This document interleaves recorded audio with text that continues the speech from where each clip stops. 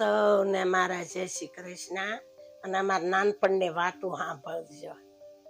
નાનું એવું ગામડું હતું ને, પણ મારા પપ્પાનો કે દાદા કે મારા દાદા શોખીન બહુ હતા.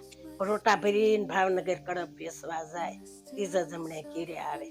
તે સર્કસ આવેલું ભાવનગરમાં, તે અમને બધાને તૈયાર કર્યા કે સર્કસ જોવા જાવ. હવે અમે ભાવનગરે જોયું ને, પછી બધા સર્કસ જોવા ગયા. ટાઈમે પહોંચી ગયા અને ઢેબરા હારે લઈ ગયા હતા. ઢેબરા ને અથાણું ગોળ ને એવા જમી અને સર્કસ ચાલુ થયું તેમ સર્કસ જોવા ગયા.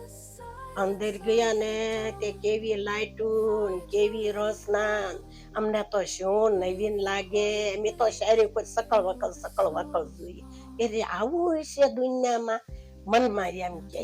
પછી છે ને વાંદરાનો શો આવ્યો. વાંદરા બુલેટ હાંકે અને અમને શું નવાઈ લાગે. મનમાં અમે તાર કઈ ખારું કર્યું, અમે તમે ટૂંક સરગમાં આવ્યા.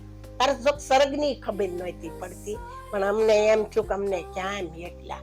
તાથી શો પૂરો થયો તો ઉપરથી પડ્યું છોડ્યું. ફડાક પહેરેલા, એક બે સોટલા લીધેલા ને હેઠે પડી સાયકલ ના શું આટા મારે. અમને એમ થયું કે આ છોડ્યું સાયકલ હાંકે, લે છોડ્યું ક્યાંય સાયકલ હાંકે. અમને એવી નવાઈ લાગી. અત્યારે બે ગાડીઓ હાંકે, મોટરો હાંકે, તો કોઈ સામું નીકળતું હતું કે છે હાંકે છે એમાં હું. તો આવું છે જમાનો. નાનપણનો તો મજા જ અલગ હતી. તો અમારું નાનપણ બેન આવું હતું. હવે અમે શહેરમાં આવ્યા, હવે કાંઈ નવાઈ નથી લાગતી. અમેરિકા લાવે તો એમાં હું થઈ ગયું તો હતા અને છોકરાને ગયા. હવે એમ કે બેન આવો જમાનો છે. ને મારા જય શ્રી કૃષ્ણ.